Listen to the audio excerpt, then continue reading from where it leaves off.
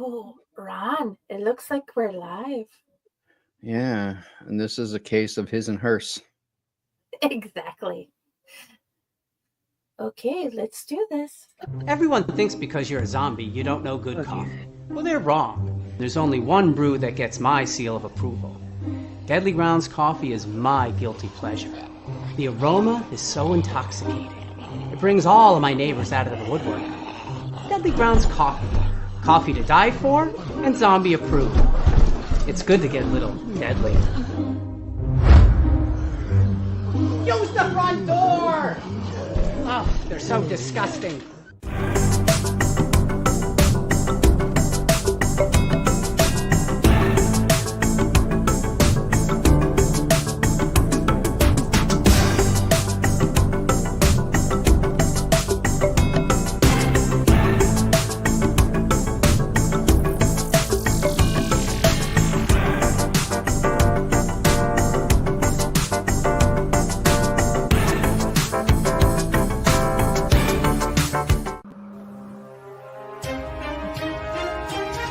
The Dorkening and all affiliated shows are not intended for anyone under the age of 18.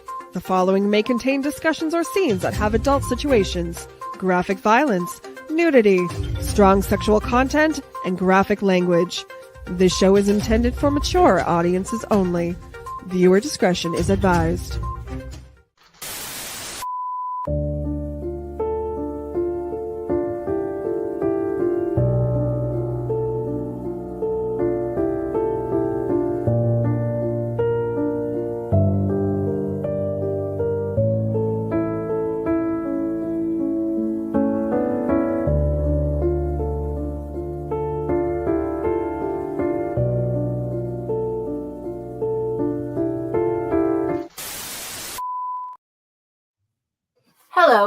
Hello, my lovelies, and welcome back to another episode of Corpse Garden Reads.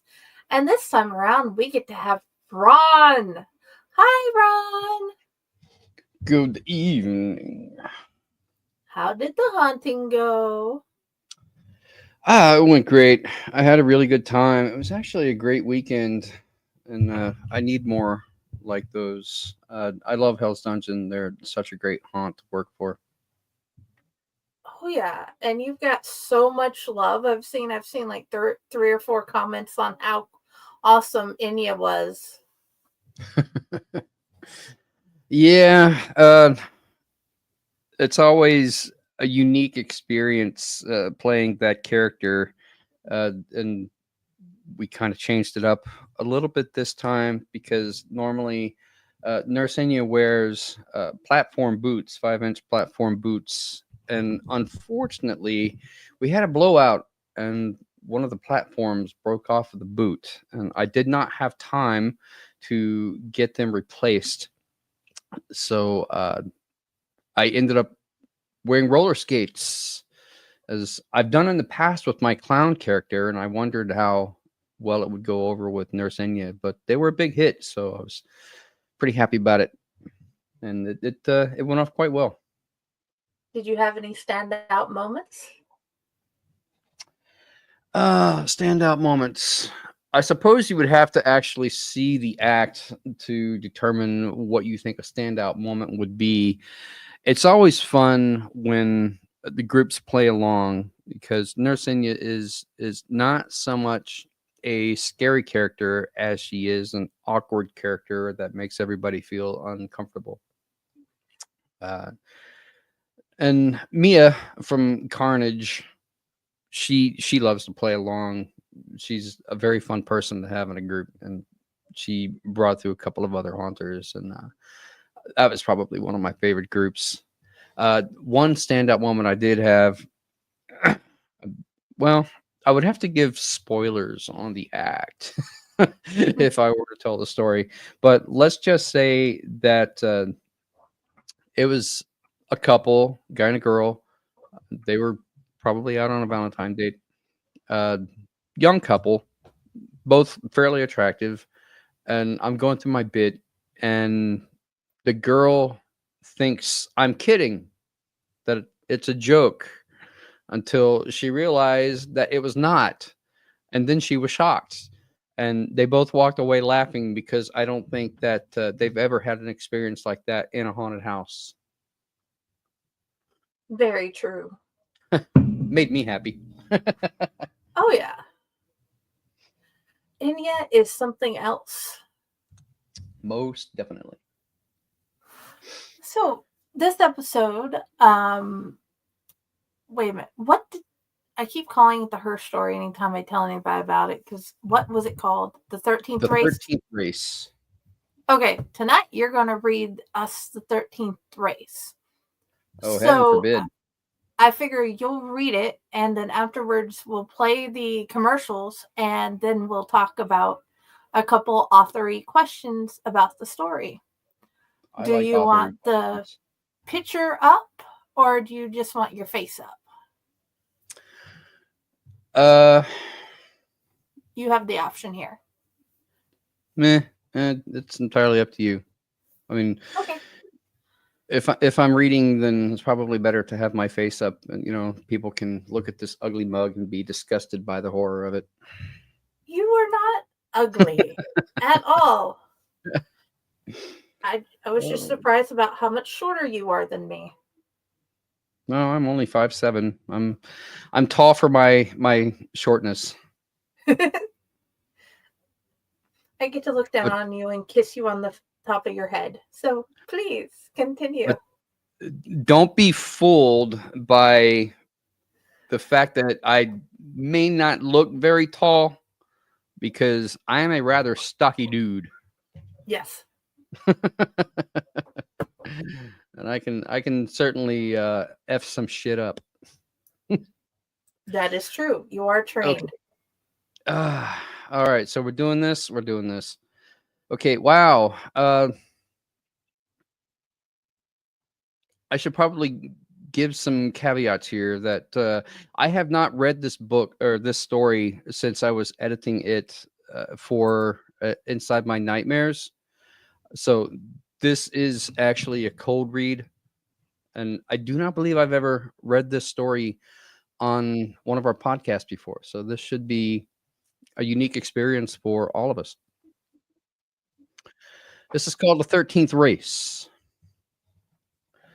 The thunder crack made him jump in his seat a little bit. He knew it was coming. He had seen the lightning, but still, he jumped. He hated racing on nights like tonight. The cloud cover made it impossible to see the black top of the road. And when the rain hit the pavement, traction was close to nil. He hoped he could make it at least out to the turnaround point at milepost 13 before the rain started. He looked out at his driver's side window. He could see Kurt Kendrick sitting behind the steering wheel of the Camaro next to him, looking smug, thinking his Camaro had the edge over his hearse. Kurt noticed him watching and made the hand motion gesture to roll down the window. The hearse was built before power windows, so he had to manually engage the window using the tiny hand crank. A brisk waft of cool air rushed in, doing nothing to calm his nerves. "You're going down, hearse boy," said Kurt, laughing, bouncing in his seat like an elated child. He rolled his eyes and said nothing, merely rolled the window back up, waited for the flag to drop. Outside the window, he could see Kurt. A crowd still gathered around the Camaro, wishing Kurt good luck. Kurt had always been the popular one. Though they had grown up in the same town together, they had never really been friends until both had gone off to college. They had bonded because they were from a small town, and Kurt's natural good looks and athletic prowess had made him immediately popular. He, on the other hand, was a stark contrast to Kurt's all-American looks. His features were gaunt and shallow. His dark eyes hinted at something more mysterious. He preferred the quiet, yet it was ever anything but quiet when Kurt was around. This had been somewhat helpful and often awkward when dealing in social gatherings. He was not winning any popularity contest, but Kurt had been his in with the popular crowd. His hearse, however, was the great equalizer. Behind its wheel, he felt empowered, unique from everyone else, and therefore popular in its own right. The hearse seemed to fit his physical image, his somber personality, His black hair matched his black t-shirt and faded black denim jeans. The hearse itself seemed to be an outward reflection of that. Long and black, mysterious, slightly ominous. He loved the car. Before the race, each driver had the chance to inspect the other's car. This was a gentleman's race. No nitrous or installed implements that would give the car a boost. The race had to be won fair and square on the merit of the car's build and the driver's skill. And Kurt was a good driver, one of the best. Kurt's Camaro had the quick acceleration, but lacked the staying power for a distance race such as this one.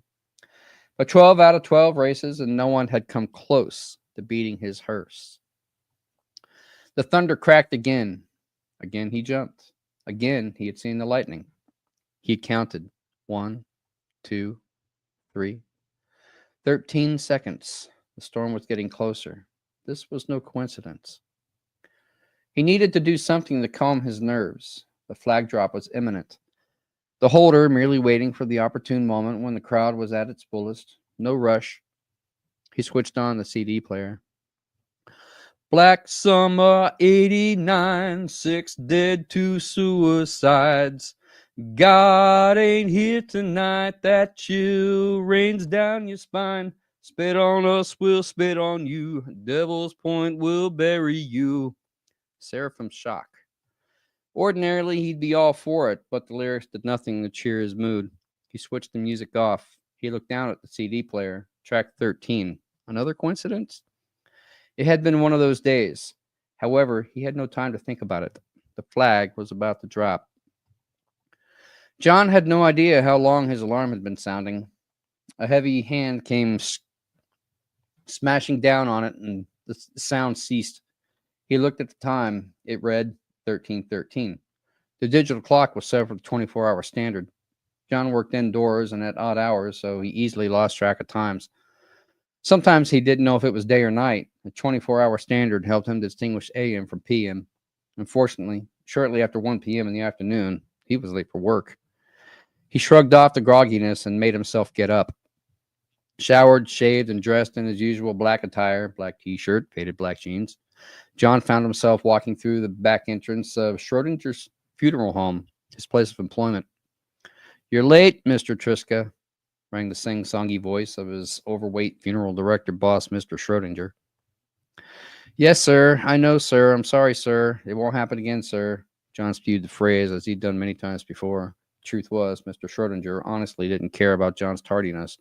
John was absolutely the only person in the entire town who had responded to the help wanted ad, and despite his tardiness, was very good at his job. "Mrs. Kendrick has been in the waiting room for 45 minutes. She would like to set up funeral arrangements for her daughter. You knew the girl, didn't you?" "Yes, sir, I did. Sarah." "I figured as much. That's why I'm letting you deal with her. I figured it would help her to have someone who knew the girl be there for her." It was a good excuse, if not completely true. Mr. Schrodinger had once tried to have an affair with Miss Kendrick. The situation did not end well. They weren't entirely on speaking terms. He was the last person she'd want to see. "I'll take care of it," answered John. "Then once you're done with Mrs. Kendrick, go ahead and prepare the girl Sally for viewing." "Sarah," John corrected, but it was useless. Mr. Schrodinger was already 1 foot out the door. "I'm off to see Father Murphy about doing the eulogy. I'll be back later." Schrodinger called on his hefty frame and disappeared through the doorway, which meant to John he would not be back for the rest of the day. Mr. Schrodinger would take the opportunity to slip down to the pub to indulge in a few pints, then forget he had responsibilities and end up stumbling home. John wondered how long it would be before Mr. Schrodinger himself was on John's metal table. Mrs. Kendrick was red-faced when John entered the room, but she had for the moment ceased crying. "Mrs. Kendrick, I'm John Triska.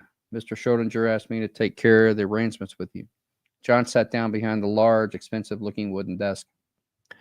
Like so many other things in this funeral parlor, it too was a facade, something that Mr. Schrodinger had probably salvaged out of a dumpster somewhere and refurbished it. Underneath its expensive-looking mahogany-style exterior, it was cheap particle board. "You knew my daughter?" she asked. She dabbed at her eyes with a worn tissue. John handed her another from the box on the desk. "I did," answered John. Not well, though. I knew her brother, Kurt. I had seen her around. She seemed like a good kid. Mrs. Kendrick dabbed her eyes. Oh, you know Kurt? She asked. Yes, said John. We went to school together. Oh, you're that John. Kurt's talked about you. He said you were a quiet type and kept to yourself a lot. Despite the years John had known Kurt, it occurred to him that this was the first time he had actually met Mrs. Kendrick. Is that why you never came to dinner? She asked. John was taken aback by the question. So far as he could recall, Kurt had never invited him to dinner. Regardless, she was probably right and would have declined the invitation anyway.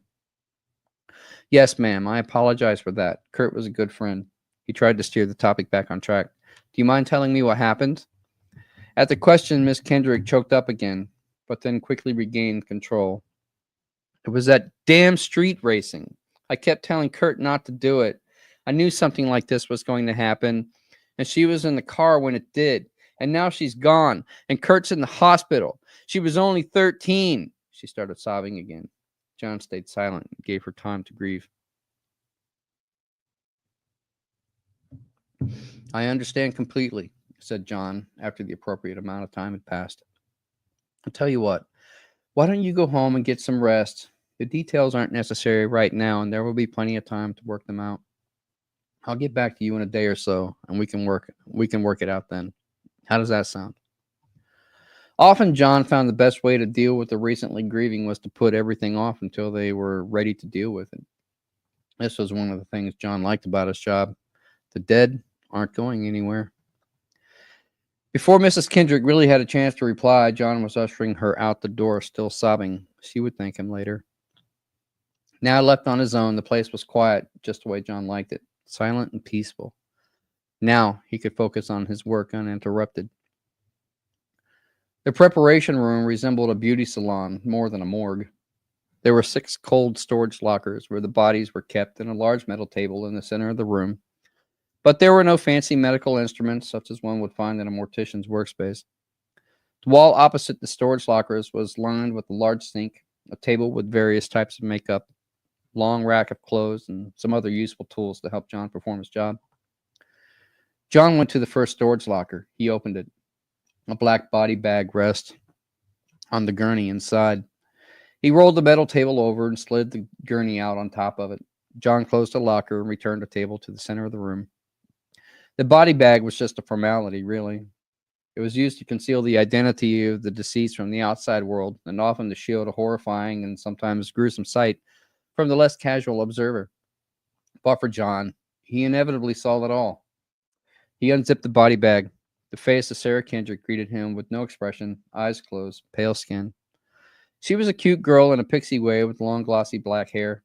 There was some discoloration around the eyes, but otherwise nothing terribly gruesome. John rolled her completely out of the body bag. Her naked form lay on the table, almost iridescent under the light. Her pert little breasts hinted at her onset of womanhood. She was only 13. Dear Sarah, John spoke out loud, though not expecting a response. The dead were brutally silent. I did not know you all that well, but I remember you. Had I known you were in the car, I would have never raced your brother. He looked down at her as if expecting a response. There was none. Don't worry, though. I'll take good care of you. It's the least I can do. John set about his work. He examined the body for blemishes. Other than the discoloration around the eyes, there was only one on the back of the neck. The file had said her neck was broken in the crash. John picked up a ruler. 13 centimeters, he said. It was large enough to be noticeable. It would need to be covered. The irony of his job never ceased to amuse him. He was an underglorified beautician. His job was to make the dead look alive, as if they were merely sleeping, not deceased. This was easier on some than others. The gruesome cases where the victims had been burned or disfigured in some way presented more challenge. In a case like Sarah Kendrick, it was easy. Sometimes John had to deal with stitches and marks left over from autopsy if there had been one, but Sarah had not required an autopsy, so her natural beauty had been left intact. He washed her hair and hosed her body down, making sure to collect any particulates and set them aside in case the police decided to continue their investigation. He applied some toner around the eyes to counteract the discoloration and painted her lips with a burgundy red. It was already dark by the time John had finished his work. All that remained was to dress her in a suitable outfit for the burial. This would most likely be provided by Mrs. Kendrick when they made the arrangements. John delicately slid her back into the cold storage unit, and rather than the body bag, he had placed a clean white sheet over her. "Good night, Sarah," he said to the storage unit. Again, the room was deathly quiet. John did not wait for a response that was not forthcoming. He had to get ready. It was almost time to race. Making sure the room was in meticulous order and all the surfaces and instruments were clean and sterilized, he turned out the light and let the door close behind him. The flag dropped just as another flash of lightning emblazoned the sky. As expected, the Camaro pulled ahead first, but he let it happen. He let it stay within a car length ahead and matched it move for move on the road, trying to stay within the draft. He could not see Kurt through the rear window of the Camaro in front of him, but he imagined Kurt still bouncing up and down on the seat, thinking he had the upper hand. The thunder crack made the windows rattle. The first drops of rain pelted his windshield. So much for making it to milepost 13. He flipped the wipers on. The beams from his headlights could now barely touch the rear bumper of the Camaro. The turnaround wouldn't be the deciding point in the race. He knew this. As another flash of lightning swept through the hearse, he noticed a shadow in the passenger seat. Quickly, he glanced over. It was a girl with glossy black hair and pale skin. There was some discoloration around the eyes. "Sarah," he said. The thunder cracked again, causing his hands to jerk slightly on the steering wheel of the hearse. He had to bring his attention back to the road. When he looked again, she was gone. John woke with a gasp. He was freezing, though he realized he was sweating. He jumped out of bed and ran into the bathroom, where he applied warm water to his face and toweled off. He sat back down on the bed, tried to get his breathing under control. Today was the funeral. John looked at the digital clock. 13:06. The viewing was at 2 p.m., immediately followed by the funeral. John was in no rush. In his experience, people typically showed up fashionably late to functions such as these. The first to arrive would only just now be getting there at the funeral home. Mr. Schrodinger could handle the guest until it was time to perform his duty of driving the casket to the ceremony. He had enough time. The arrangements had been made with Mrs. Kendrick days ago, and John had worked late last night to finish prepping Sarah's body. He had put her in the black dress that Mrs. Kendrick had provided, then styled her hair, touched up the makeup, and finally placed her gently into the casket the family had chosen. After his usual morning ritual and downing some Pop-Tarts, he made his way to the funeral home. Mr. Schrodinger was there putting on his act of feigned compassion, shaking hands all the time, subtly advertising his funeral services. "There is life after death," he would say, "and at Schrodinger's, we believe the dead truly come alive." John thought he needed to work on his sales pitch, but he said nothing. Schrodinger's was the only funeral parlor in town. People had no choice but to bring their business here. He stood quietly near the wall while the wait continued. Eventually, Mr. Schrodinger made his way over to him. "We need to get the casket loaded and get the procession moving," he said. "Yes, sir," said John, as Mr. Schrodinger helped to usher people out. John, along with a handful of pallbearers close to the family, picked up the casket and carried it through the parlor to the hearse waiting outside. The casket felt surprisingly heavy for a small girl. John knew the majority of the weight was in its construction and the type of wood and materials used. He never understood why people spent so much money on something that's only going to be buried anyway. Once the casket was loaded, John moved to the driver's side and slid in behind the wheel. Though it felt similar to his street racer, this one was by no means powerful enough to win a race. A hearse was meant to move slowly so people could see it, not souped up with a custom-built Hemi engine. John pulled out slowly, and the procession fell in behind him. The cemetery was only a short distance from the parlor. One could walk there in mere minutes, but John drove the requisite snail's pace for the appropriate dramatic effect. His foot felt like a steel weight on the gas pedal, begging to be let loose, but John resisted. There would be time for that later. After arriving to the cemetery, John and the pallbearers removed the casket from the hearse, and the procession stood around the open grave. Father Murphy began his eulogy. John stood next to Mr. Schrodinger. but he had heard these words many times before. He largely drowned them out as he scanned the audience. He counted 13 people, himself included. He had expected more, but that is the nature of funerals. John noticed Kurt was among them, sitting in a wheelchair, both his legs wrapped in casts. Kurt's face was pale, his expression grim. He seemed to be avoiding eye contact with anyone. As Father Murphy droned on, John noticed a figure standing off in the distance under a tree, bathed in shadow. John stepped away from the group to take a closer look. Approaching the tree, he could see it was the figure of a small girl. Even closer, he could see she had glossy black hair.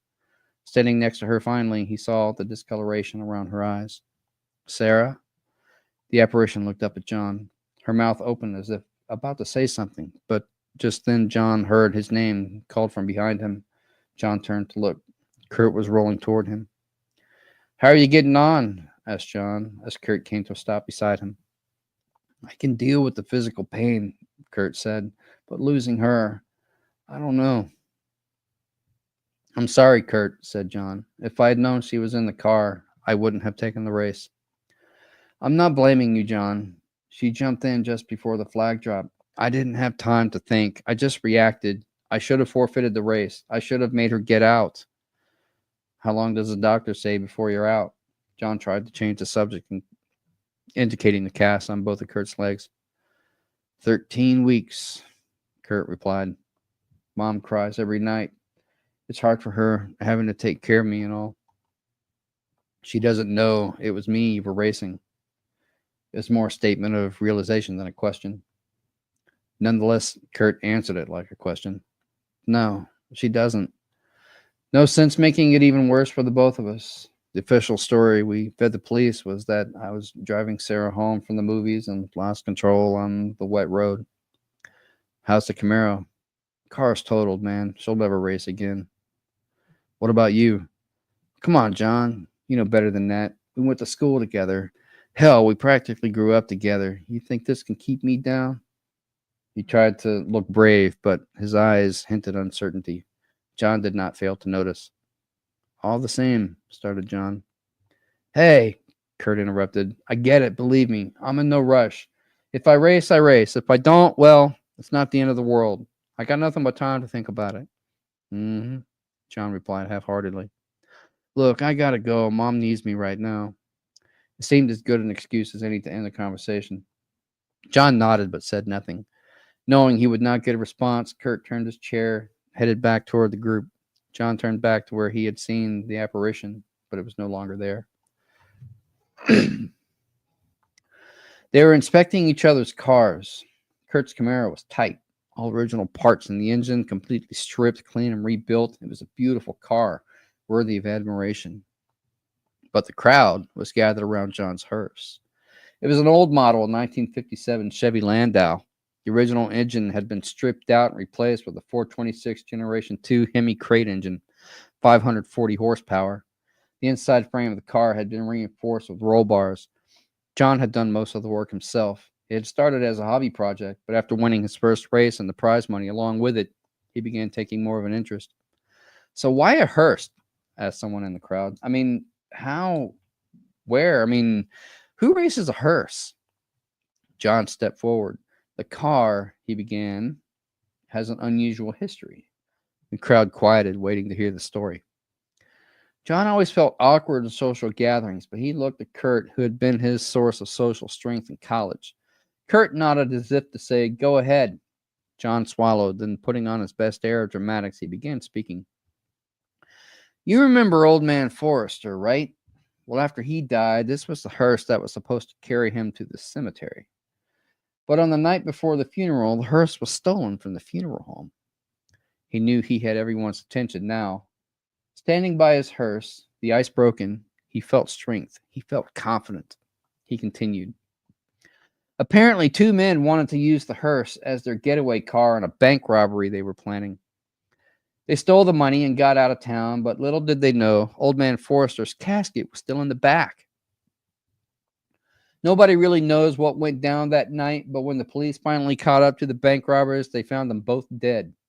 The police have no idea what really happened to them. There were no gunshot wounds, no signs of struggle, not even a single injury.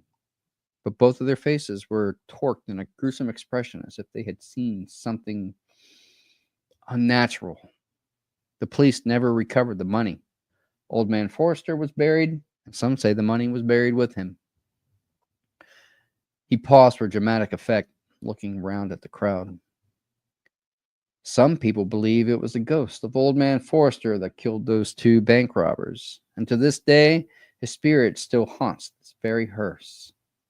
Now, I don't know for sure, but I tell you, sometimes I feel the car has a mind of its own, like I'm not the one driving it.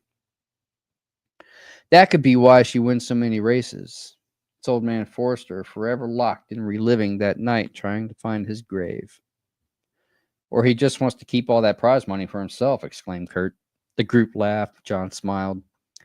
It felt like a huge sigh of relief. Inside he was shaking, but he knew he had gotten through another social awkwardness with Kurt's help. You're full of shit, John, said Kurt, patting him on the back. Come on, let's get this race going. John smiled to himself, for he knew Kurt was partly right. In truth, John had purchased the hearse at auction for $1,300. For a fact, it had been stolen, taken for a joyride by some neighborhood kids, but it had not been used in any bank robberies that John knew about. The hearse had ended up gift wrapping a tree. A large branch had penetrated the windshield. The funeral home had claimed its insurance once the car was declared totaled and resold the car as scrap parts. John had done some research and found that in mint condition, the car had an estimated value of $35,000. He had decided $1,300 seemed like a good investment. It had taken more than a year and the majority of his savings and college money, but he had turned the totaled hearse into a formidable street racing machine. Furthermore, there had actually been a bank robbery and the money had never been recovered, though that event had occurred 13 years ago. Old man Forrester did die around that same time, and this was the very same hearse which had carried his body, but so far as John knew, these two events were not related. However, his employment at the funeral home only lent credence to this urban legend. Therefore, Kurt's assessment that "you're full of shit, John," was not entirely inaccurate. John still reveled in the warmth of the social acceptance. He was disinclined to reveal the truth regarding this esoteric bit of knowledge. The two shook hands, and John slid in behind the steering wheel of the long black hot rod. "John, wait!" It was a female voice. John looked up. She had long, glossy black hair, pale blue eyes, and porcelain skin. "Sarah," John asked, "what are you doing here? It's late. You should be at home." "You think I would miss this? You kicking my brother's butt? No way. I just wanted to wish you luck." "Thanks. I appreciate it. And maybe after you win this race, we can go out for a milkshake or something." She had a coy expression on her face, as if almost too timid to ask a question. Her face was flushed. John had known Kurt for several years, but Sarah had always been too young for him to take notice. But now he saw her natural beauty as if for the first time. She was hanging in his driver's side window, showing cleavage at the top of her baby doll t-shirt, her pert breast hinting at the onset of womanhood. Suddenly, John felt warm. He forced himself to breathe out slowly and consider his next words so as not to crush her youthful case of puppy love. John chuckled. "You're cute, Sarah, but don't you think I'm a little too old for you?" "I'm almost 14, she exclaimed. "Sorry, hun," said John, trying to let her down easy. "Come back in 5 years, then we'll talk." "Sarah," this time it was Kurt's voice. "Get away from there. What are you doing?" "I'm just wishing him luck," she retorted. Then to add emphasis, she leaned down and gave John a peck on the cheek. "Kick his ass," she said. The time immediately following a funeral always seemed an awkward one to John. It typically started with the bereaved stating, "I'm fine, really I am," and then someone close to him or her saying, "I don't think you should be alone right now." This inevitably led to a small gathering of people at the house of the bereaved, socializing and telling stories over peach cobbler and copious amounts of alcohol. John was not much of a drinking man, but he did enjoy peach cobbler, and somehow there seemed to be far more people at the gathering than had actually shown up at the funeral. John felt no real desire to socialize. He was there primarily to lend support to Kurt, who was putting on his best effort to be sociable, when it was clear to John Kurt would rather be anywhere but here. Stepping in, John took the handles of Kurt's wheelchair and said, "Let's get some fresh air." He wheeled him through the crowd and out the door to the back porch, then helped guide the chair down the steps carefully into the backyard. Once they were far enough away and hidden under the cover of a maple tree, John said, "Thanks for that. I don't know much more I could have taken." "Don't mention it," said John. The two sat there like that until the crowd began to thin out. Neither really wanted to speak, and both felt that was perfectly fine. It took some time for the people to disperse, and John had to return to the hearse to the funeral parlor. But after Kurt forced him to take home several helpings of peach cobbler, he finally managed to return the hearse. However, instead of going straight home, John found himself once again at the cemetery. It was a clear night with a slight chill in the air. John didn't know what it was that had brought him back to her gravesite. It was silent and peaceful, just the way he liked it. He sat down underneath the tree where he had previously seen her apparition. He pulled his jacket tighter around him to counteract the cold. It wasn't long before he felt her presence. "Sarah," he said. He did not look at her directly. He knew she was there. The apparition materialized next to him, as if stepping out of a shadow. She sat down next to him. She laid her head on his shoulder. There was no physical sensation to this simple act, yet John felt it regardless. He said nothing, just breathed in, released a huge sigh. The night was quiet, as if all movement had stopped, just the chill and the thinness of the air and her head on his shoulder. John closed his eyes and leaned back against the tree. He felt a knot inside, an unusual sensation he hadn't felt before. In that moment, John felt incredible guilt. That was it. The knot he felt was guilt over Sarah's death. He felt responsible. Just then, a wash of warmth flowed over him, enveloping that knot. He opened his eyes. Sarah had laid her hand on top of his. The warmth spread through his body. It felt inviting, comfortable. He let it engulf him as he once again closed his eyes and melted into the tree. He was back in the race, but something seemed odd. He was not in his hearse. John looked and saw Kurt sitting next to him in the driver's seat. He was in the passenger seat of the Camaro. He looked down at his hands. They were small and feminine. He saw his reflection in the rearview mirror. Sarah's face gazed back at him. And suddenly, through the windshield, an apparition appeared in the road directly in front of the car. It was a girl with glossy black hair and discoloration around the eyes. John was startled and yelled, "Look out!" He tried to grab the wheel. Kurt resisted by jerking the wheel to the left, and the Camaro fishtailed. And then suddenly, gravity was absent.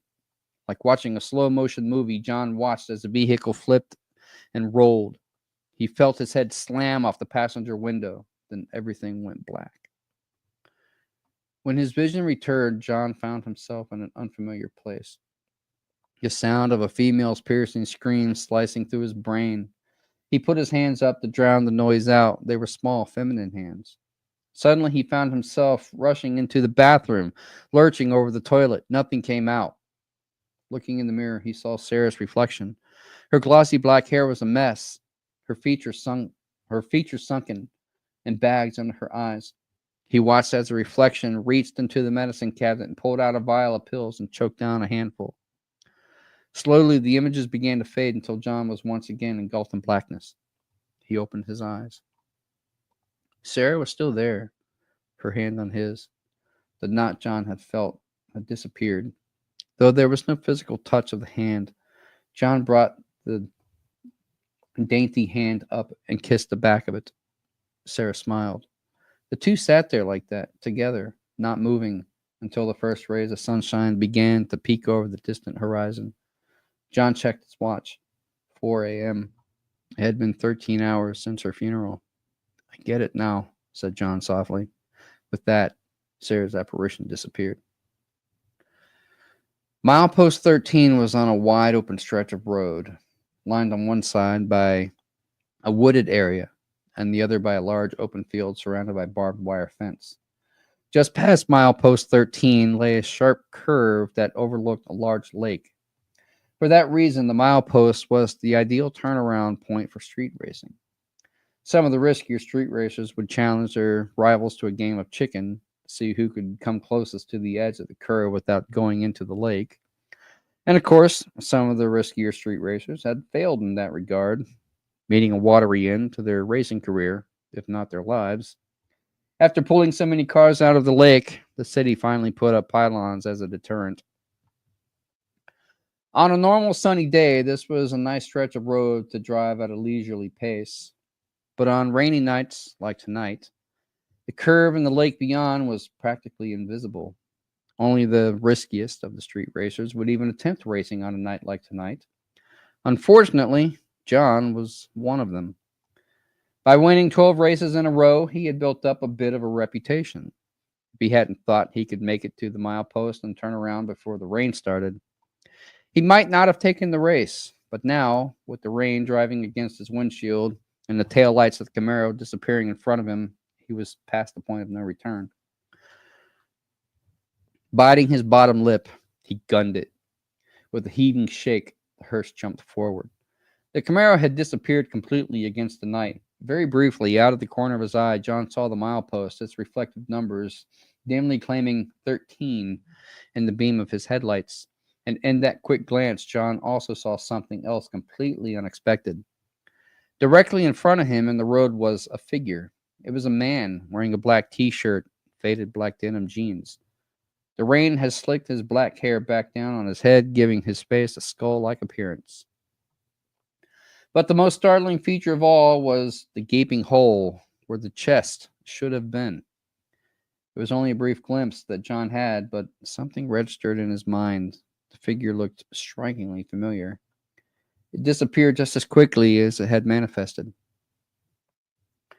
The apparition startled John, and without thinking, he quickly reacted to the ghostly image. He yanked the wheel to the right, trying to miss whatever it had been, but on the wet, slippery blacktop, the car fishtailed, spinning a complete circle. He felt the left back end connect with something hard, and out of his driver's side window, he briefly saw a glimpse of the Camaro careening off the road toward the open field. He lost sight of the car as the hearse continued its spin. John fought to maintain control, but the tires had little traction on the wet pavement. Sensing the curve ahead, he slammed the brake pedal, but the car's momentum kept it going forward, skidding off the side of the road directly toward the wooded area. Ahead of him, the headlights outlined a very large tree, a massive tree branch like a giant skeletal arm reaching through his windshield, reaching for his heart. John opened his eyes. He felt an iron taste in his mouth. It was warm and liquid. His brain sent a nerve impulse to his arms, but there was no response. He couldn't move. As his vision began to reclaim its clarity, John saw the windshield covered in a spiderweb of cracks and broken glass. The tree branch had broken through, protruding inside the car. John looked down. The branch had not stopped with the windshield. If he could have felt pain at that moment, he might have cried out, but all he could do was stare down at where his chest cavity had exposed, ripped open by wooden tendrils. He became vaguely aware of a voice. "John! John!" It was Kurt, screaming at him through the driver's side window, which ironically appeared to be intact. "John, the door's jammed. Hang on, we're going to get you out, okay?" "Never mind me," rasped John. "How's Sarah?" Kurt seemed taken aback. "Sarah? She's fine, John. A little shook up, but fine. You hang on, we're getting help." "Then it's as it should be," replied John. "What are you talking about?" yelled Kurt. "You're talking crazy, John. You're in shock. Just relax. We'll get you out." "Just do me a favor," said John. "Just tell Sarah I'm sorry." "What? Sorry for what, John? Sorry for what?" "Tell her I'm sorry, but I'm afraid I won't be here in 5 years." "What, John? That makes no sense. You're talking crazy. Just relax and you can tell her yourself when we get you out, okay?" But there was no reply. "John! John!" Kurt knocked on the glass. Very feebly, John opened his eyes again. "Hey, Kurt?" "Yeah, John." "What time is it?" Kurt looked at his watch. "It's 1:13, buddy. Just hang tight. Help's coming," said John, a trickle of blood erupting from his mouth. 13:13. I get it now. "I don't know what you're saying, John. Just relax, okay? You're in shock." Again, there was no response. "John! John!" Kurt rapped on the glass again, but it was too late. John spoke no more. Sarah woke with a gasp. She was freezing, though she realized she was sweating. She jumped out of bed and ran to the bathroom.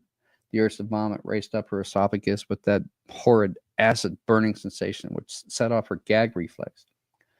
She hunched over the toilet and her abdominal muscles clenched violently, but nothing came out. Her face pallid, her eyes watering, her brain trying to crack through her skull. She applied warm water to her face and then toweled off.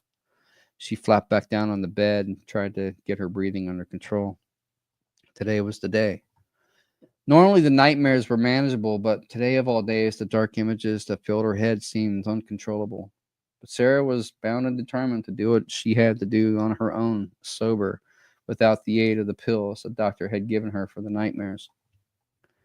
Sarah lay there for a bit, just letting her body correct itself. She could not close her eyes for fear of seeing the visions again. So she simply stared up at the ceiling, a dull backdrop of blandness. It suited her. Gradually, she finally managed to sit back up. Taking one more moment to breathe a long sigh of relief, she stood up on wobbly legs and went about the task of getting ready for the day. Standing in front of the bathroom mirror, Sarah took stock of her appearance. Her face was still pale, and there were slight bags under her eyes due to lack of sleep. She grimaced, making her sunken features look even more skull-like. It was nothing that some makeup could not fix. Sarah brushed out her long, glossy black hair and then applied a dark eyeshadow and burgundy red lipstick. Then she went to the closet and picked out a respectable black dress. Sarah stood in her underwear, holding the dress out in front of her arm's length, inspecting it. It reminded her of the last time she had worn it, and it was a day not unlike today. In fact, it had been the day the nightmares had begun. The thought made her shiver a little, but she shrugged them off and slid the dress over her body. Once again, Sarah gazed at herself in the mirror. Satisfied that she now looked somewhat more human, she shut out the light. Sarah looked at the digital clock. 13:13. Make a wish, she said out loud to herself. Sarah stood at the gravestone. It was a clear sunny day with a brisk breeze. She was the only one in the cemetery. Hello, John, she said. I'm here. The cemetery was quiet, devoid of any noise, not even birds or crickets. Sarah couldn't even hear the leaves as they rustled in the trees when the wind blew. I remember, John, continued Sarah, unfazed. You said come back in 5 years. Well, it's been 5 years, and here I am. I'm 18 now, John. Suddenly, she started to feel the tears well up.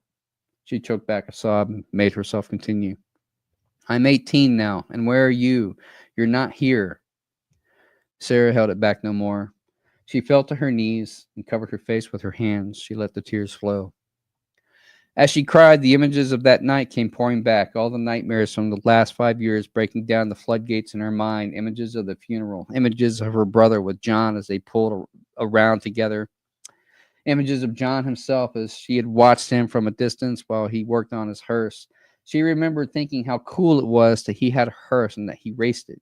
She remembered all the times she had wanted to say something to him, to profess her undying love for him, but even then she had known it was childish puppy love. She had been too scared. Secretly, she had hoped that when she got older, John would start to notice her on his own. Those torrential thoughts flowed with the tears, a powerful rushing river of emotion finally let loose with no barriers holding them back. 5 years of pent-up despair, of trying to act normal in public, of trying to pretend that she really was okay, now given free rein to bombard her mind with countless terrifying thoughts and images. She saw the accident as if with witnessing it from an omniscient third-person point of view. The rain did not obstruct her vision as the hearse careened on the road, slamming into the Camaro, causing it to veer off into the open field and getting entangled in the barbed wire fence where it came to a stop. Then the hearse heading for a straight-on collision with a massive old tree. Sarah could not help but watch as the huge tree limb penetrated the windshield. She could practically hear the flesh ripping and the ribs cracking as the tendrils of the branch opened the chest cavity. Sarah saw the look on John's face as all this was happening. But it was not fear she saw. He seemed at peace. He was practically smiling. In her omniscient reverie, she could see his eyes, and there was something there, something hidden behind them. Sarah shifted her point of view closer to his eyes, until she found herself falling into them. She saw what he saw. She saw John at the funeral home. A body was laid out on the cold metal table. It had long, black, glossy hair, a pale complexion, and discoloration around the eyes. Sarah saw herself. She saw the accident as John had seen it, the hearse losing control on the road, careening into the Camaro. But it was the Camaro which veered off toward the wooded area. Kurt violently whipped the steering wheel to the left, and the car's momentum caused it to flip and roll, coming to rest on its roof. A massive tree branch pinned the car down. She watched as the driver's side door was crushed in by the branch, and hearing Kurt cry out in pain at the impact, she watched as her head whipped and slammed off her passenger side window. Suddenly, everything went black. Finally, she understood. The tears had run out. Her body had stopped heaving. Now she was cold. She hugged her arms tight around her. With one hand, Sarah wiped away the last of the tears. "Thank you, John," she said finally. John watched as she sat under the tree looking down at the gravestone. She was balled into herself, trying to keep warm against the oncoming cold. He sat down next to her. He knew she could not see him or hear him, but John placed an arm around her. Suddenly, she smiled. She relaxed. "Hi, John," said Sarah. She didn't turn to look, just kept staring straight ahead at the gravestone. "I knew you'd come." The two sat there like that together. She was warmed by his touch. Neither of them spoke. The sun began to set. The twilight colors displayed a beautiful aura in the sky behind the gravestone. "I've got to go now, John," she said, "but I will be back soon. I promise." Sarah stood to leave. John watched as she closed her eyes and said a small prayer. Then quietly, she walked off down the hill, past the gravestone, toward the sunset. The cemetery was silent and peaceful, just the way John liked it.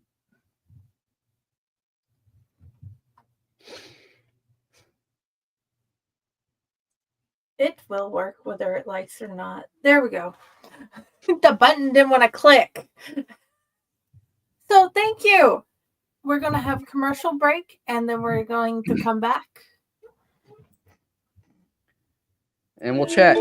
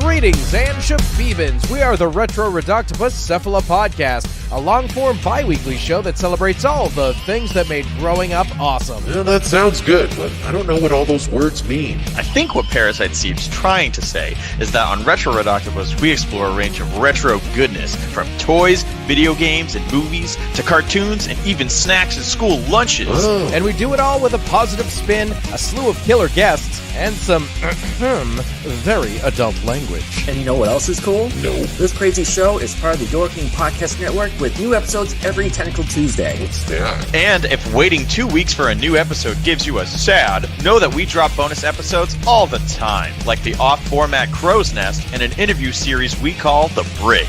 You can listen to Retro Reductibus on Apple Podcasts, Spotify, Stitcher, or any app that's cool enough to carry the only show that celebrates all the things that make growing up awesome.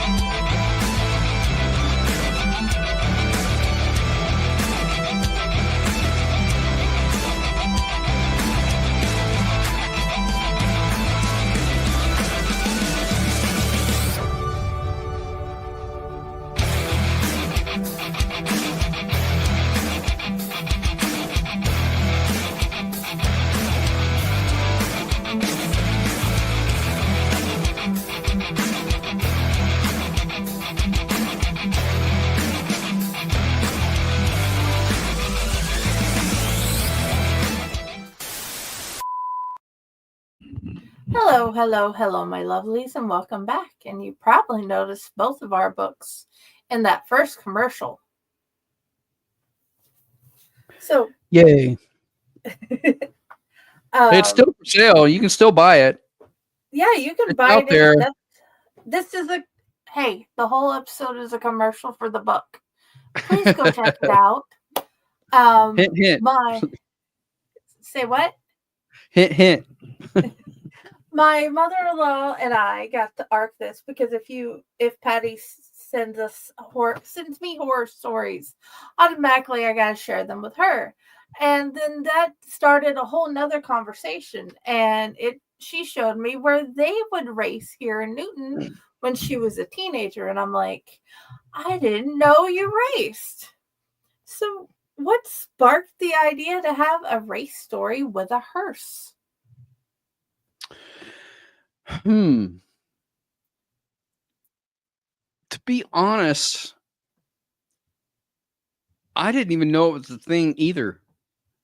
When I wrote the story, I just thought that it would be cool if someone made a drag car out of a hearse. At the time the story was written, I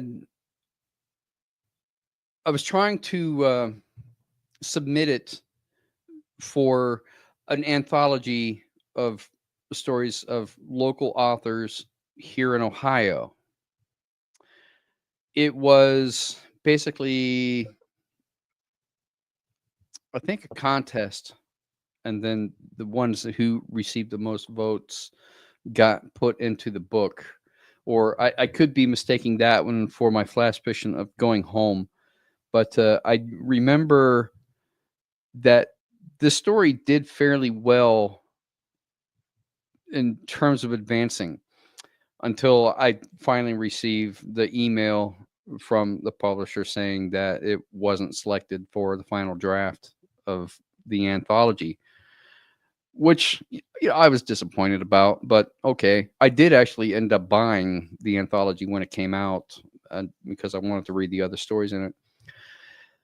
But then I noticed the cover of the anthology that this story was supposed to be in seemed like a scene directly taken from my story. It was of an open road and it was rainy. And I thought, wait a minute, that's not cool. Like you take the idea for the cover from my story and then you don't use my story. And I think they responded back something to the effect like, it's an Ohio road that it's for local authors. It could be anywhere. It doesn't necessarily have to be your story. And I was like, okay, but it seems awfully suspicious. I mean, you're right, sure, but it just seems awfully suspicious that I write a story like that and then that ends up being the cover. But okay, whatever. Maybe I inspired it. Who knows? And they're just not giving me credit for it. But it doesn't really matter. I didn't make the anthology. So the story was never published until I finally put it inside my nightmares. And that was literally the world had ever seen of it. And I think I did do a couple more read-throughs and edits of it until it is what it is now in the book. In fact, I think that the PDF file that I read from was one of my earlier drafts. I don't even think it's what is in the book now. After I started reading through it, I realized, I think there's some small differences between what's in this and what's in the book. So I think what I read tonight was actually one of the drafts of it. Both Going Home and that have found a home. This one in your collection that has been published with us, and Going Home did end up not only in the newsletter but a book itself, which I'm very happy about. I can't tell you about Going Home. It was a flash fiction contest, and it was supposed to be 1,000 words or less. And what it was, there were 3 randomly generated images, and you had to utilize all 3 images in the telling of your flash fiction. Then each story would be posted on a website with the images that were generated. And that way, when you read through the story, you can see how each of the images are used. That story also did really well. Also, oh, that's redundant, Ron. That one was an upvote kind of thing, where Yeah. you basically solicit your friends and get people to come to a website and vote for your story in order to make the final round. And as it turned out, I guess I just don't have that many friends because I ended up taking second place and not first. But considering the fact that it did as well as it did, that I did manage to take second place, I was pretty proud of that fact because it meant that the story was getting a lot of coverage. It was a great story. And both 2 of your flash fiction ended up in Face Speaks. The other one I think was The Key, wasn't it? Was it Yes. The Key? The Key. Yeah, ended up in the Face Speaks easing newsletter, and then also the book of everything so far. The Key, that flash fiction was meant for something else. There's a publisher. She's also on Facebook. I believe that she still does publishing, although I haven't communicated with her in a while. Her name is MJ Sidney. You can look her up if you want. MJ Sidney, she was putting out her own anthology of flash fiction stories, and she was put out the call for submissions. And so I believe I wrote The Key as a submission for that, for her collection of flash fiction stories. And when I gave it to you for the newsletter, I didn't completely rewrite it, but I did change a lot. I made a new draft of it because I thought that it was incoherent in some parts, and I wanted to kind of flesh it out a little bit. So I think the version that you got is marginally different than the version that MJ Sidney got. I like our version a lot. Do you have a story that you wish would have gotten farther than it has so far? More views and more eyes? Well, it's funny that you should ask that, because majority of the stories I've never actually put out into the world until I started working with Faycore Publishing. Up until then, they've only just existed on my hard drive, and I've never submitted them anywhere to be published or to have people read them. Mostly, most of the time, the only person who ever really gets to hear any of my stories is my mom, because every time I write one, I'll call her up and read it to her over the phone and see what she thinks about it, and then take her suggestions, change the story, or make the edits or whatever, and then that's basically just how it lives. At one point in time, I did have a website where I had put up some of the stories that I had read or that I had written. This one included the 13th Race. This one included. I had put it up on that website along with a couple of other short stories as well. But that was 2001. No. Let me think. And when did I start that site? I think I started the site back in 2001, but I didn't actually start putting up the stories on it until maybe 2004 or 2005. I completely revamped the site and did everything new. As far as I know, the site's probably still out there, but God knows. I mean, it's so damn old now. I mean, I have no idea what the I site would is have to look. called. What is it called?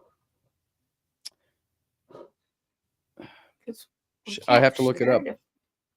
When you find it, tell me and we'll share it. Let's not. Okay, fine then. When you find it, I'll read it. I mean, yeah. If I can find it, I'll send you the link. But it doesn't need to be posted publicly. Not without a lot of work. It's not a professional looking site by any stretch of the imagination. It's pretty bad. But that was 2004. I mean, what do you expect for web pages in 2004 from somebody that is using Dreamweaver to make web pages? Doesn't know anything about making web pages. It's all a learning curve. I found. Oh, yeah. Everything. This is a learning curve, and I'm trying to pick it up as I go. Well, absolutely. What out of the whole entire anthology, which one's your favorite? Well, not anthology, but story collection. From Nightmares or just stories that I've written in general? Nightmares. Ooh, that's a tough one.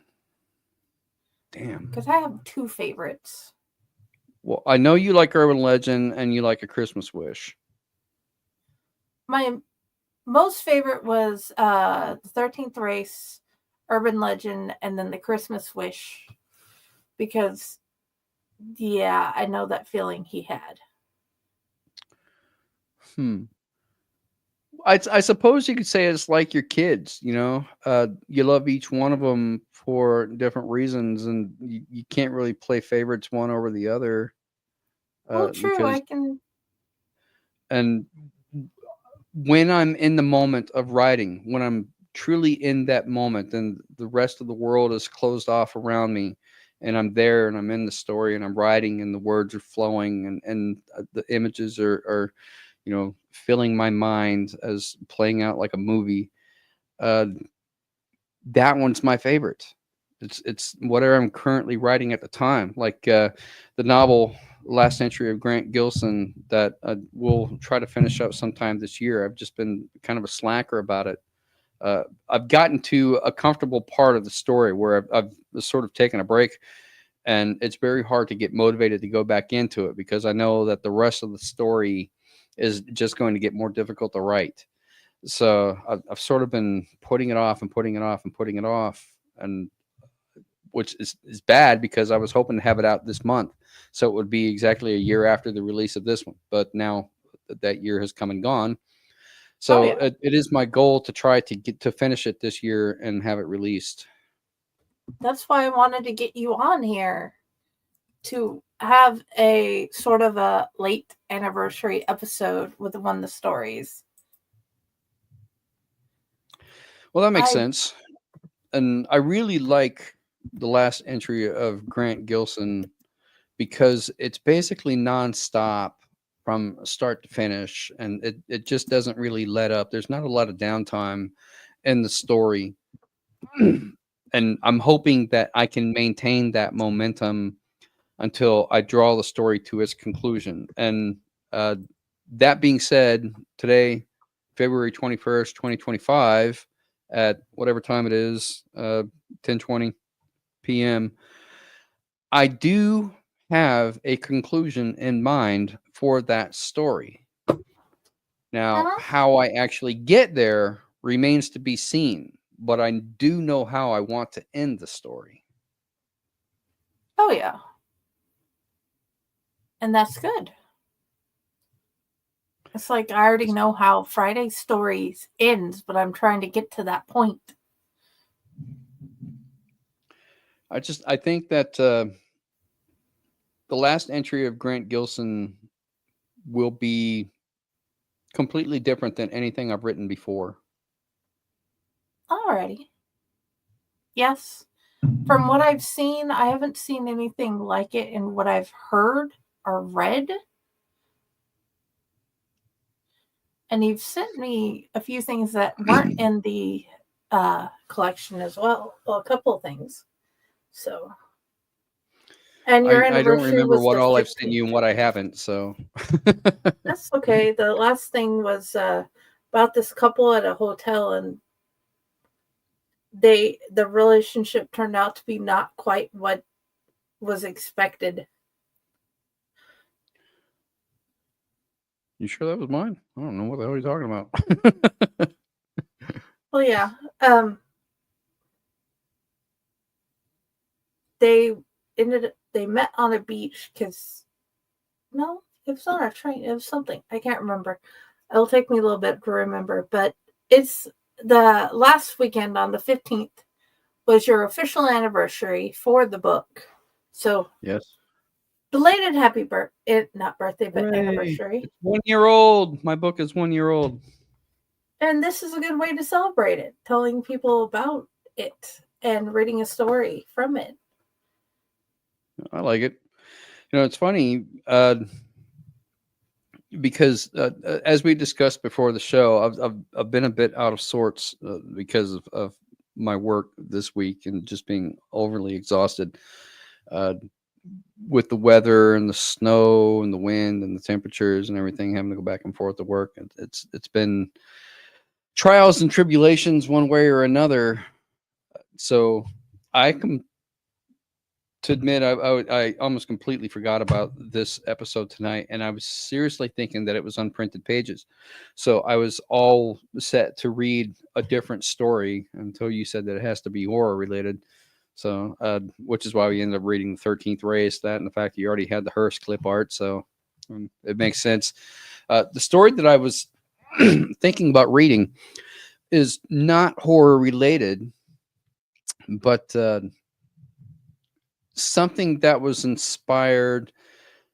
I wrote the story back around 2005 when I was living in St. Pete. I was working part-time at Kmart doing overnight freight and going to school full-time at the St. Pete College for an associate's degree in computer networking. So when I would get home, there would be nothing on TV except Twilight Zone reruns. Ooh. I watched a lot of Twilight Zone back then.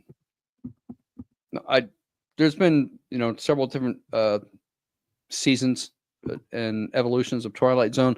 So I can't claim that I've seen every episode, but I would say I've seen a pretty good majority of the old episodes with Rod Serling.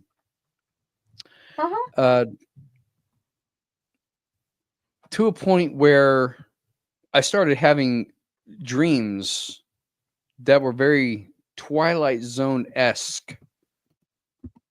And because I worked late hours from 10 p.m. to 6 a.m. sometimes, and overnights when I would stay up on nights that I didn't have to work, and Twilight Zone came on at like 3 o'clock in the morning or something like that.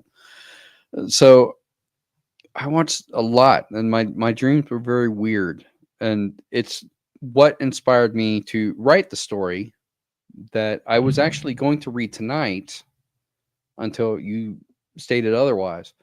So it's good because it prompted me to go back through and start reading that story again and start editing it so I can get it ready for the next collection of short stories that I'm going to put out after I finish the novel. That works. So I will inevitably end up finish editing this one and then go back and do a proper like read through and make another draft of it. Just, like you do when you're writing. So what I have right now is a rough draft. It's not the finished version of it. There's probably going to be some more changes to it, but it's a unique story in and of itself. One, because it's not horror related, and two, because it's largely romance, I guess. Yes. Which it's not something that I normally write, but because it's based on the Twilight Zone, it's very weird. Okay, definitely curious. Well, I hope so, because I want to generate some hype for it. And I may end up reading it online on our Allied Society after I've done some more work on it or something like that. Well, yes, and I need to go through and make the little commercials of your stories. And whenever you do put that one out, of that one, it's just been overwhelming lately. But I'll get there. Okay. We got time. Oh, yes, we definitely have time. So, I think 2 more questions and then we should probably call it a night. What is your favorite part about a new story when you start writing? The motivation and the energy that drives me to start writing it. When I get a really good idea, it seems like I can't wait to get to my computer so I can start putting these words, these thoughts down on the computer and just finally get it out of me. It's kind of like this esoteric cleansing a little bit where my mind is so full of these ideas that I don't really have room to think about anything else until I can clear my brain of all of that and put it on the virtual page. And then I can start thinking about other things and focusing on where do I want the story to go? Or how do I need to change it?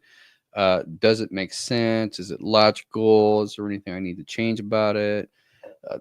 Things of that nature. And then invariably, and I would say this happens with a good majority of my stories, once I hit a certain point and I get all of those thoughts down, then I will start to lose that energy and motivation and the story will drop off. And then I'll leave it hanging and I'll stop writing.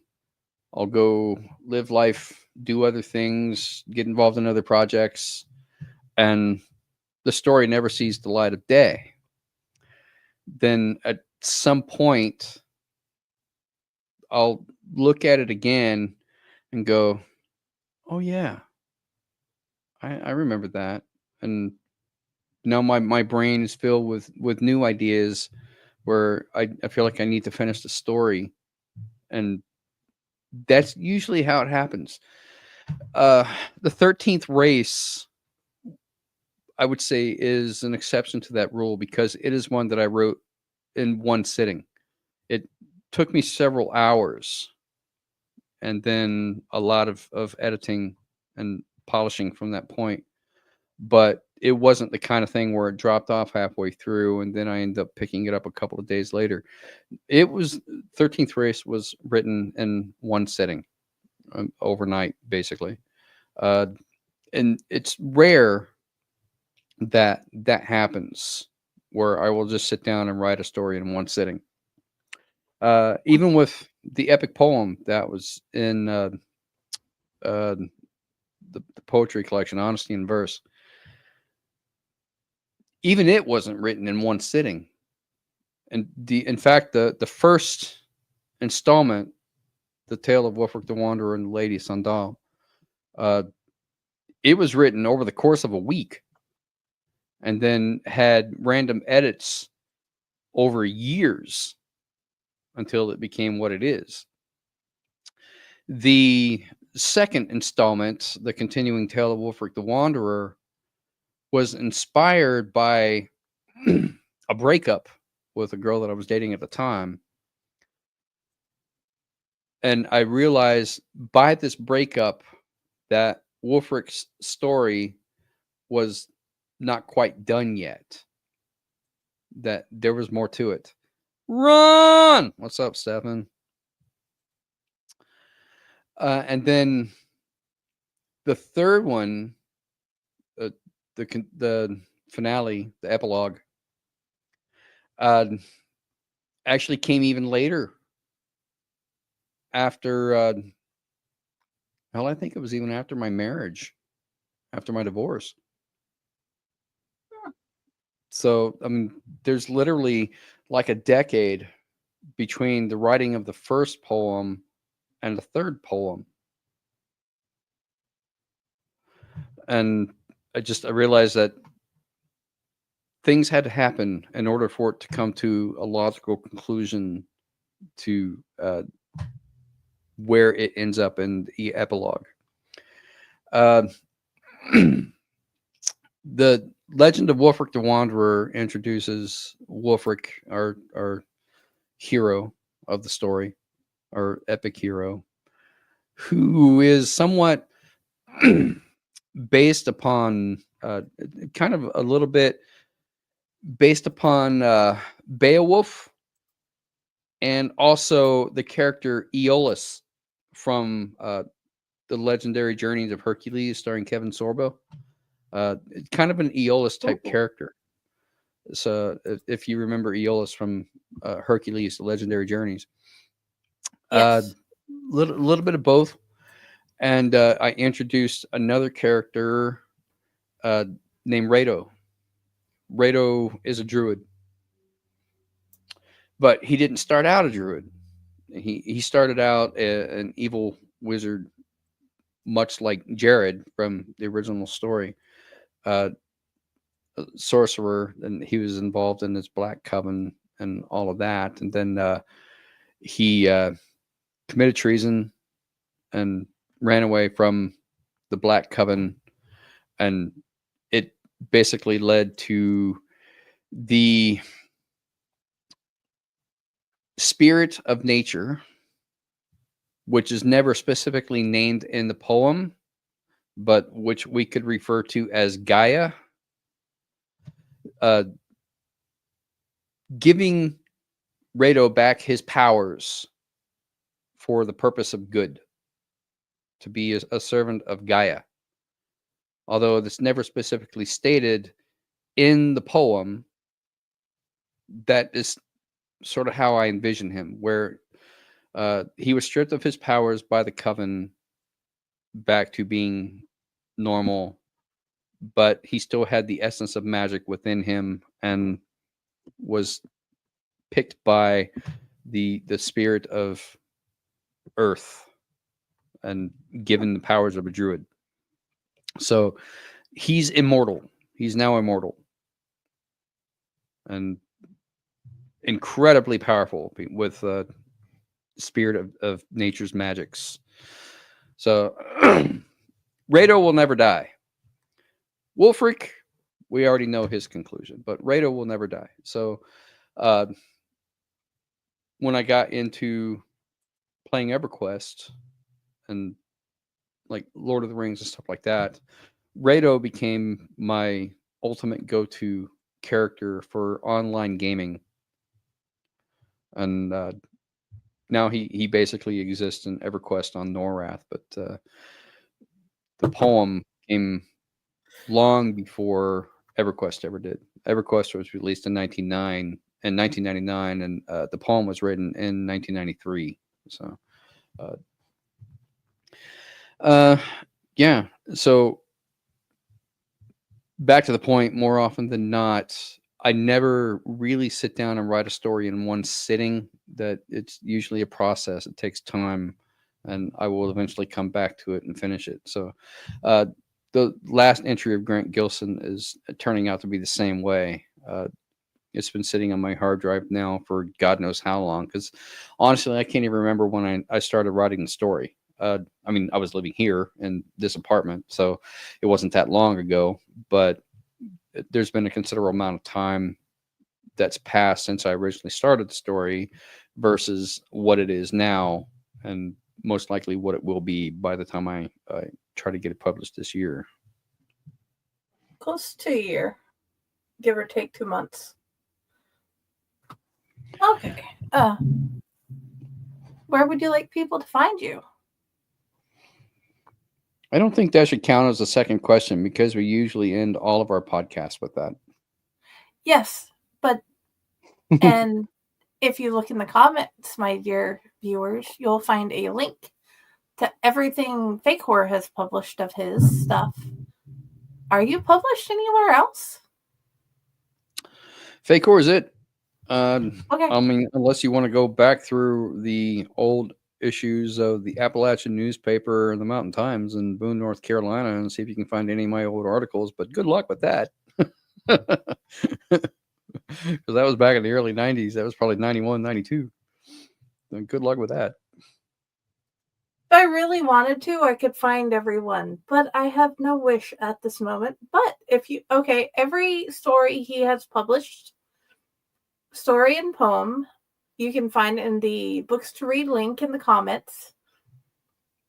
And okay, there's your second question. Now, where do you wish to be found? As I have stated before, I'm still in a moratorium on Facebook. I'm not engaging in Facebook at the moment. While I still have it on my phone, and every now and then I will open it up to see something that someone has posted. I'm not actively posting myself, and probably won't be for a while, and that's by personal choice. So Okay. I have been spending a great deal of time on TikTok. I haven't really made a lot of new content, but I did some videos while I was on vacation in Daytona Beach, which I will most likely work on this weekend and try to make a couple new videos for TikTok as well. But this is the first weekend I've had in a while where I haven't had anything scheduled to do anything. So I do plan on trying to get some writing done now that I've already opened up this old new story, or this new old story. I will at least try to finish the edits on it, just in case I need to pull one to read in the future. And I do want to try to work on the last entry of Grant Gilson this weekend as well, because I really do believe in that story, and I want to get it done. I I want have to see sent I have sent it, the portion that I do have. It's unfinished, but I have sent the portion that I do have to a beta reader who will remain nameless. And she had a lot of good comments on it. Nothing in the way of things that I could change in terms of making the story better, but she did say that she was intrigued by it and that she really liked the way that it was written. So I'll take that as a moralistic win, and hope that other people feel the same way about it when they finally do read it. It probably will be too long to read in one episode of like Corpse Garden Chronicles or Ally Society, because it will most likely be around 60,000 words by the time I'm done with it. if we want to do a chapter or two at a time for book reading, we can do that. But Yeah, it's possible. that is entirely acceptable. But for right now, if you would like to message him otherwise, I can, as usual, Friday can get the message to him or tell you how to find his stuff. And I am here at Elliott. I'm here at Facor. I'm at Corpse Garden Chronicles, Friday with Library in the Blue Box, and of course my author page, Jennifer Elliott. And I hope, my dear listeners, you come back to see the next story, and or if my other favorite co-host finally has time, we will get back on the death thing that we had planned. Well, I do have the author page on Facebook, Ronald W Gillespie Jr. -author. And now, since our lovely Friday is now the administrator of that page, then it's still worthwhile to go check out the author page and see all the kind of cool updates that Friday is making on that page in my absence from Facebook. So that is one way you can find me. And if you were to direct message me from that page, I would see it because I am still on Messenger. Yes. So please talk to him. Get a signed copy. Something. It will be awesome. We need signed copies. I need to work on mine. I keep getting distracted. But yeah, either way, Good night, everybody. Thank you for being here. Happy trails to you until we meet